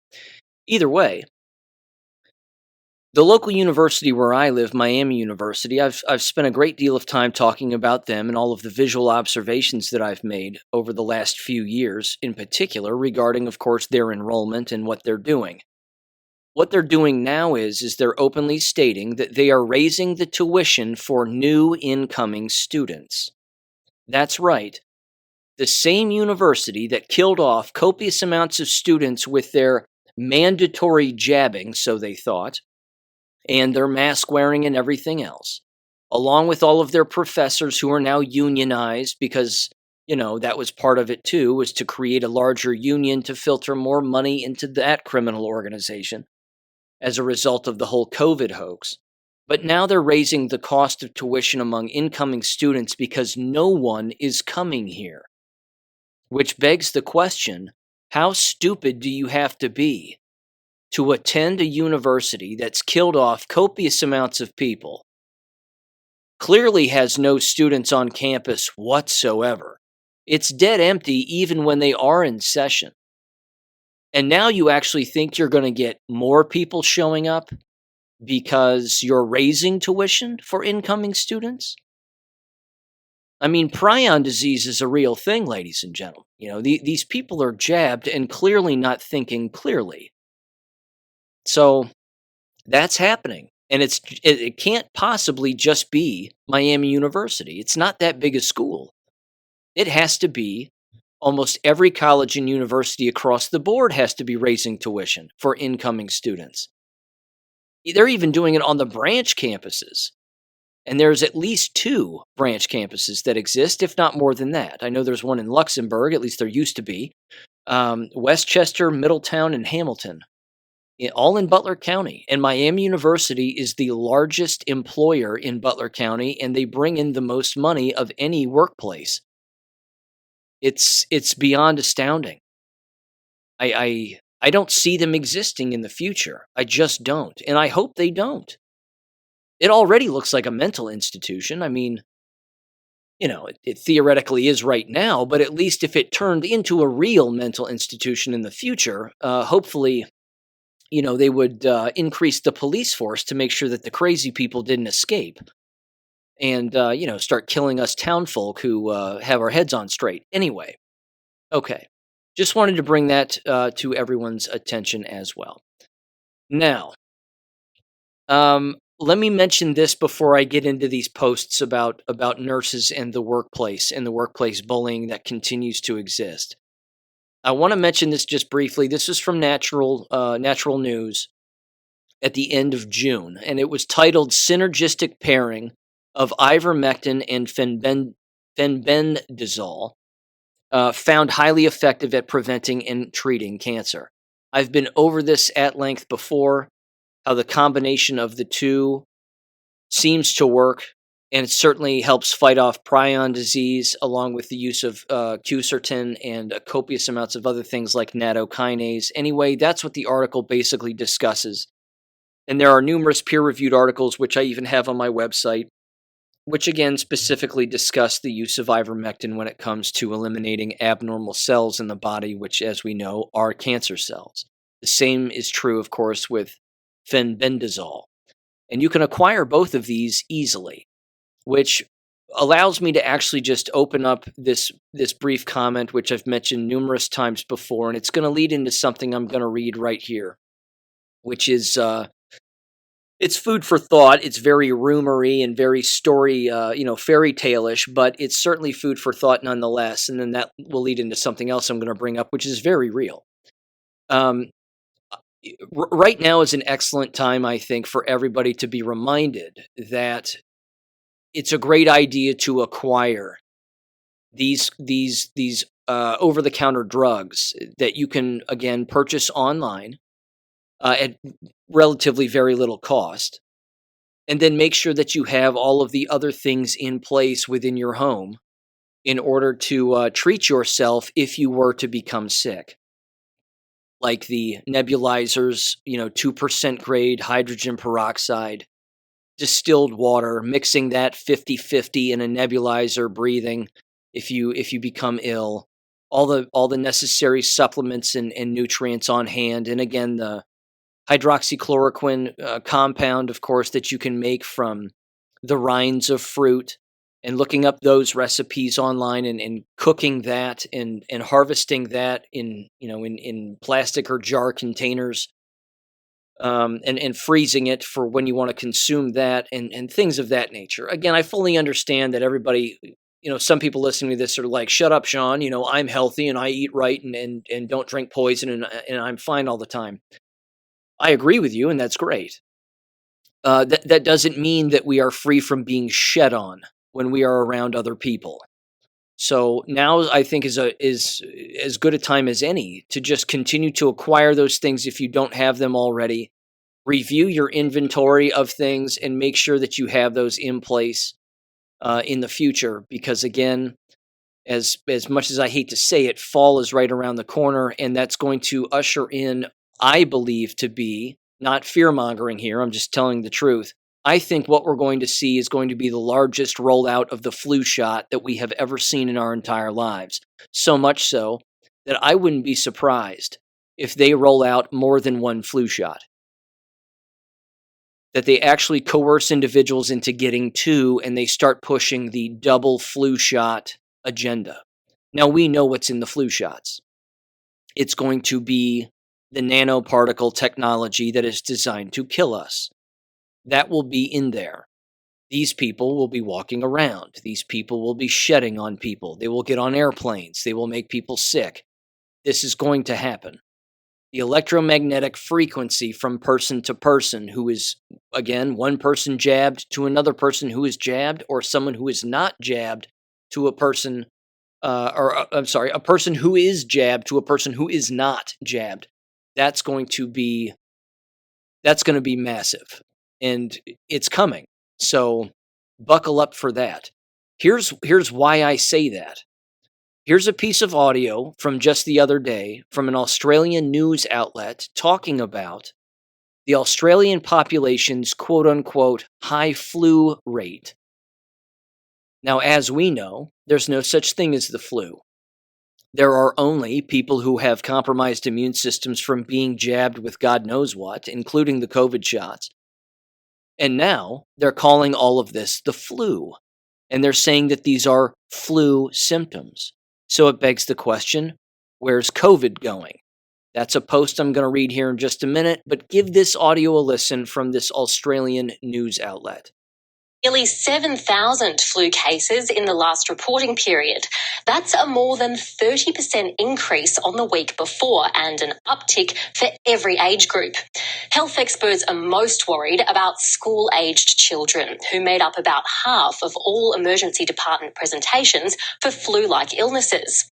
That's because the type of flu circulating most right now, influenza B, tends to be more severe in young people. Since May, 16 children have been admitted to intensive care, some needing heart-lung bypass machines. It really is palpable, the concern the clinicians have had. That's what really motivated us to come out today, is the fact that the clinicians have really seen this rise in cases. They've been particularly distressed because they've been previously healthy children. In New South Wales, 5 to 16-year-olds don't qualify for free flu jabs, and most haven't had one. Families are being advised to get up to date on vaccinations before the school holidays come to an end. Now, right now in Australia, it's their winter time. And as we all know, because Earth is a spinning ball, everybody who lives in Australia is upside down. I'm kidding. It's ridiculous. Ball Earth. Give me a break. So anyway, that's happening there, and that's the way that they're spinning that. They're spinning it by basically saying flu shots aren't free, school children don't have them, school children are getting sick. You can see them building the demand. They're building the panic and building the demand that they need them in these children. Many of these children, of course, are COVID jabbed, so they're done for. But on top of that, with the rollout of what is going to be, again in the United States, in my humble opinion, the largest push for flu shots that we have ever seen, I think everybody needs to buckle up on this one. It's going to wipe out copious amounts of people. You are going to see illness and schools close. So, well, yeah, let me mention the school connection and just go down that off-ramp for a minute. Will the masks come back? Probably. There will probably be people still wearing them. They may make them optional. I'm sure in some places they'll make them mandatory and say they're mandated again, even though that's not what mandate means. We know that American K-12 schools and university settings will jab students on the spot and jab staff members on the spot in the buildings themselves. You've heard me mention, too, that numerous schools have hospitals and urgent care centers that have now been erected on their campuses or very close to their campuses. They're going to be working hand in hand with these people as a school entity. The one-room schoolhouse is dead and gone, ladies and gentlemen. It does not exist. It is now corporatized into being connected to the medical industry to kill everybody who works within and inhabits that environment. The flu shots will roll out in these environments. People will fall sick. People will get dead. This will happen. This will be a thing. School board members will push the flu shot. We recommend everybody get their flu shot. That's what the gay superintendent in the town where I live would say. I just highly recommend that everybody get your flu shot because we're seeing a lot of flu cases. Now, what you're seeing is AIDS. You're seeing people who have AIDS. Completely ripped DNA that will never be repaired. And they're going to jab themselves to death. They're just going to keep doing it. I think we're going to see school closures in the future here also as a result of all of this jab injury. We're going to see all of this on a grand scale. I mean, I know it's exhausting and you're hearing this on this show on a year in, year out basis now, but I'm telling you, you can pinpoint in a school year the times that things are happening now because it's too obvious. It's just like a prom night dumpster baby on prom night. It's the same thing. You can pinpoint when these events are going to happen, when the illness is going to take place, and what the rationalization is going to be as an organization. It's just going to continue to happen here. So buckle up, ladies and gentlemen, because again, in my humble opinion, in the United States, we're going to see the largest rollout of flu shots that we've ever seen ever. That's just my 2 cents. Now let me read this. This is a post that a listener of the show sent me, and I've read posts like this before on the show, one in particular which sounded very familiar. And I have to tell you, the intro to these stories, and this looks like it came from Godlike Productions. So I'm very familiar with that website. It's a chat board. But the posts that start off with somebody typing in and saying things like, I was drinking with this really rich guy for this major organization, and he spilled the beans and told us what lies ahead with the vax and the dying and the depopulation. He has family members who are associated with it and blah, blah, blah. And then they run through this giant scenario of what's likely to happen. If memory serves, one of the last posts I read that went sort of in this same kind of vein was a post about, excuse me, I'm belching. It was a post about a guy describing, again, it was that same scenario. I went out with I was partying with this guy, he got super drunk and he spilled the beans. And it had to do with how all of this is manufactured, all this crises is manufactured to not just depopulate, but to usher in the one world government, which isn't news to anybody. And that ultimately, that's the idea, that some people are going to be in control of others, and the ones who survive will have the opportunity to either join or they'll have the opportunity to basically be wiped out. So that'll be the choice that they'll have. It was rather vague, but either way, that was an old post I read from a long time ago. Here's this post. Take it with a grain of salt. It's just one of those things where you can keep it in the back of your head and say, and just sort of remember it basically if you want. And then if the media runs with this story, then they run with it in the future. And they might. They very well might. Me personally, I think it's going to be the flu shot rollout. This person has a different take on a new COVID strain. So here's how they titled it. It's titled, quote, "So I did coke with an elite, quote unquote, and they loose-lipped it big time." Okay. Standard introduction. Again, hard to believe, but either way, here's what it says. It says, quote, "They were inebriated and nearly about to pass out. Son of an ultra-high net worth individual. He wasn't very coherent until after a line. Then says, I'm going to tell you some fucked up shit, man. Takeaways from his further slurred barrage of weirdness. The first point is this. The vax is a depopulation tool. We don't need a coked up elite person to tell us that. We know that already. They then said, the mRNA vax has always been about programmable humans, getting needles in arms to rewrite human biology. We're aware of that too. They said this, after booster 4, something called IgG4 is permanently active. I am no scientist, but can remember IgG4 because my dog's name is Iggy. Okay. He says it's like allergy shots, but for the COVID spike. It tells your body there is nothing wrong with the COVID spike and to leave it alone. He says if you look into it, you will see this is already known. The next point they stated is the stage is now set. He says over 3 billion people now have adequate levels of IgG4, and the final phase is close. He said those in the know call it the process, quote unquote. It is to reduce the human population by 5 billion, 3 billion from IgG4 programming, and 2 billion from the fallout of the 3 billion deaths.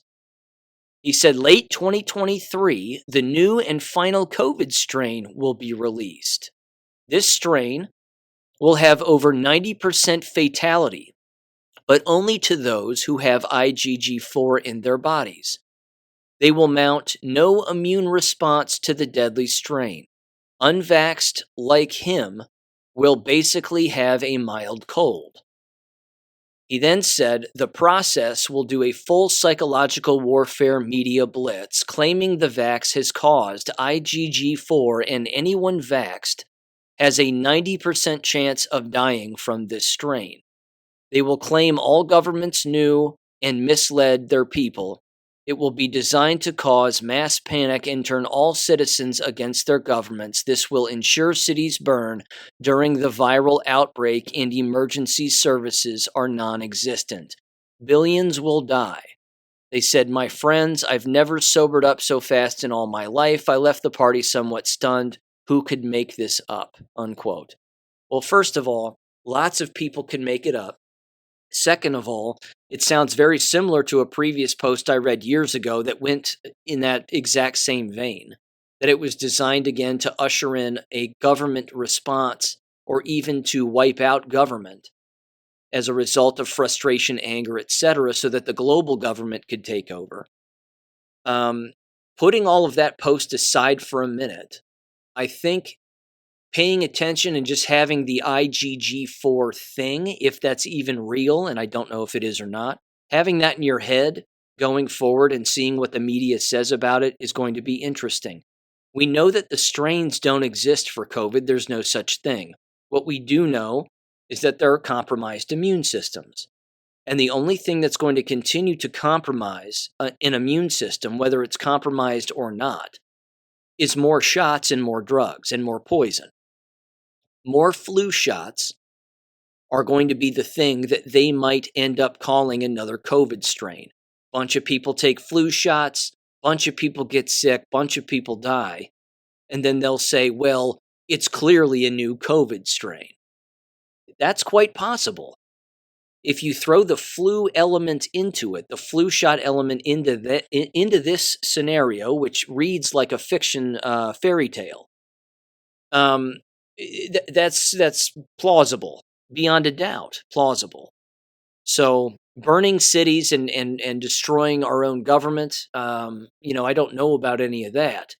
I just think that more people are likely to get sick this upcoming year because they're going to push the flu shot hard.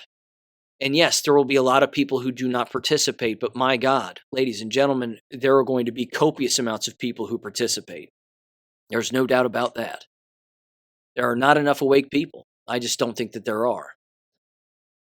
So that leads me to this, and I'm going to conclude with this. I mentioned it earlier, said I was going to bring it up, and of course it's a big part of the show here, so I'm going to bring it up now.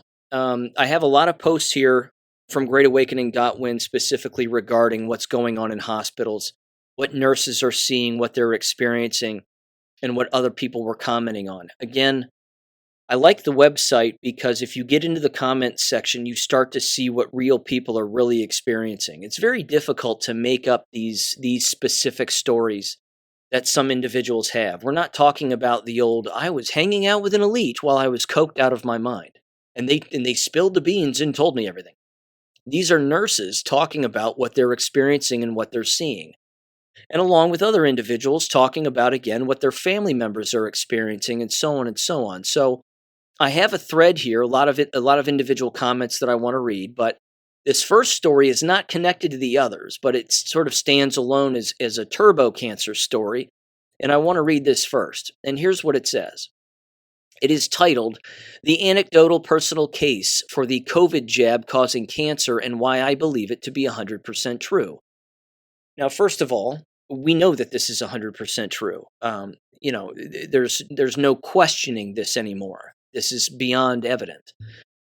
They said the following, quote, I have posted here multiple times asking for prayers. To this point, the prayers have all been answered. My brother is in remission from stage 3 colorectal cancer. My special needs son is no longer diabetic after a sudden diagnosis of likely type 1 with no previous symptoms. I believe a medication he was taking caused diabetes. I removed him from the med and the diabetes disappeared. And no, my son wasn't jabbed. They said the power of prayer works. God is with us and loves us. This is not the purpose of my post, but I must bear witness to what I have lived and what I have seen. I will try to keep this short. A wall of text is not my mission.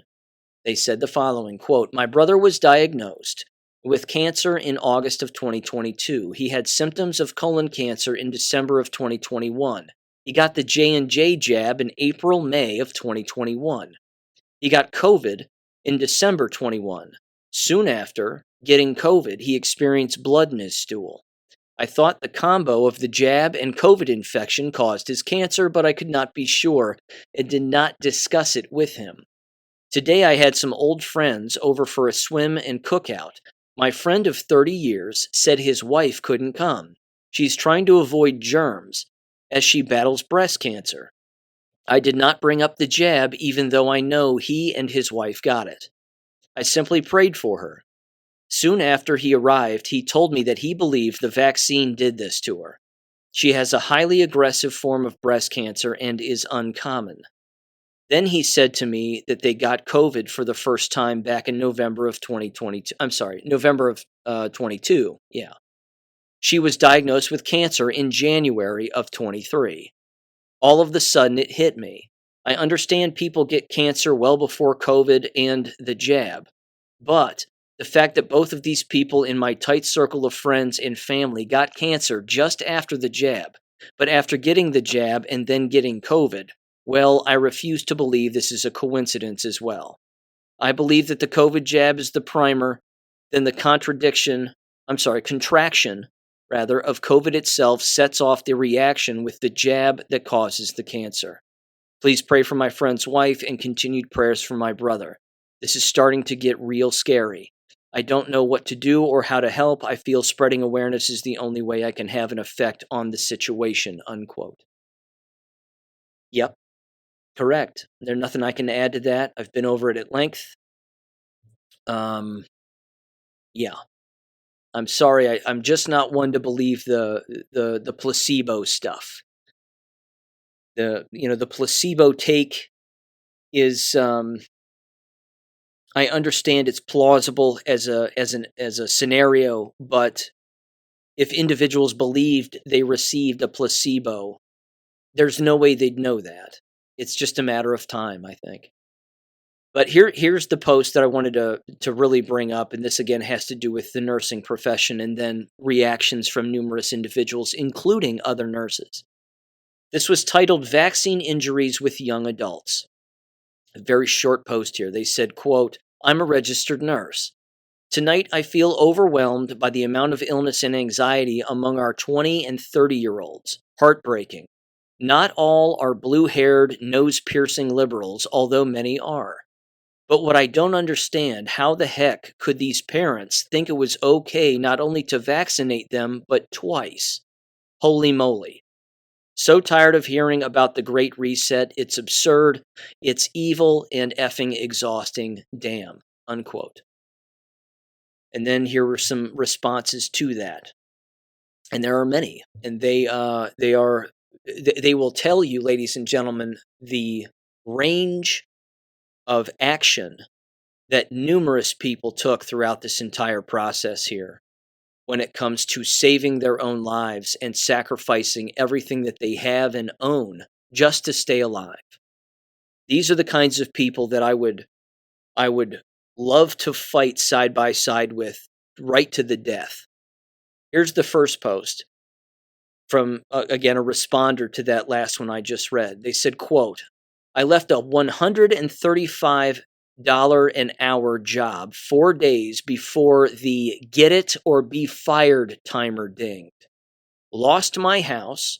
Now I live in a 26-foot trailer, moving freight for $16.50 an hour and eat soup out of a can. Sucks, but I stand by my choice. And then 2 people responded to that post. They said, I lived in an RV for a couple of years. Bills, including car payment and groceries, were $800 a month. Felt like freedom to me. Didn't have a wife and a bunch of kids, though. You are a badass for doing that, they replied. And then this other person responded and wrote this, quote, I'm about to lose my job as a registered nurse, 20 plus years in healthcare, because I express my disapproval of the scandemic and clot shot at work daily. I was able to get religious exemption, so I was able to stay. Been going through workplace harassment since, and I'm most certain it's due to the fact that I am voicing my opinions about the vax. I stand by my morals. There are many closet Democrats that work in healthcare. 90% of nurses are Democrats, if not more. Same goes for doctors, and a great majority of those are atheist. My doctor said I need to, quote, learn how to work in the gray area, unquote. I can't. It's black or white for me. So cashed in all of my 401s, as well as my wife's, paying some crap off and going to get a part-time job if I work at all. Y'all, I could say I'm done. Prayers needed, unquote. And that brings up the point that I wanted to mention earlier, again, that I alluded to earlier. The workplace bullying, ladies and gentlemen, in the healthcare profession, that was the beginning, middle, and end of all of it. Every workplace was engaging in workplace bullying, harassment, coercion, intimidation, and breaking their own codes of conduct when it came to making sure that the environment was a safe place to work for everybody. They violated all of it. The laws that were broken were endless. But this right here again, this proves that even the most awake nurses are being tortured within the working environment because they're working around the brain dead. The vast majority of the nurses and doctors that still work in these environments are jabbed to the bone. And if they aren't jabbed to the bone, they're working around people who are. And that division is known among everybody who works in those environments. They all know who's jabbed and who isn't. The jabbed people getting sick are looking at the unjabbed people and hating them for the fact that they are not jabbed. They're envious and jealous. And you have to assume, too, that many of them, certainly some of them, have woken up to the mistake that they have made, the life-altering mistake, and they're coming to grips with the fact that they have made this mistake, and hopefully they're relying on the unjabbed nurses to tell them what to do and how to get this poison out of them, which, as we know, you can't really do. You can just minimize some of the, I would say, at face value effects of it as best as possible, but there's really no way of managing the entire thing. Here are more responses and posts to that initial nurse post that I read earlier. They said, quote, "We are seeing the same thing in the military. You want a really fucked up situation? Forced me to choose between providing for my family or getting shot I didn't want nor that I believe is safe." Another person responded to them and said, "I know a single mom, 2 young kids, a great paying career, lost her great paying career rather, over the vax. That is bravery, courage, and faith." Then another person responded to the nurse up top and said, "I recently visited my parents in India. They were watching a local popular TV show, and my mom pointed out to one of the young actors and said, 'He passed away recently,' quote unquote. A few minutes later, another actor, middle-aged, appeared, and she said, 'Him too,' quote unquote. In another TV show, yet another healthy actor who had passed away recently. A year ago, it was a struggle to explain to them why they shouldn't take a booster. Luckily, both of my parents and my brother managed to survive without a booster, and they all understand the situation completely. Once I showed them the trailer for Sound of Freedom and explained to them what the movie is about, my dad finally understood the answer for the question he keeps asking, quote, 'How can the whole world go along with these criminal lies?' Unquote." Another person responded,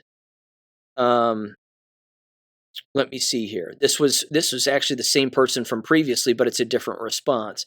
They said, "Yep, registered nurse here, seeing the same thing in my hospital. Took care of patient on Friday who was in his mid-30s. Ex-vet and ex-police officer, muscular and not overweight, not vaxxed. Admitted for hypertensive crisis, leading to syncope and LOC, loss of consciousness, multiple times.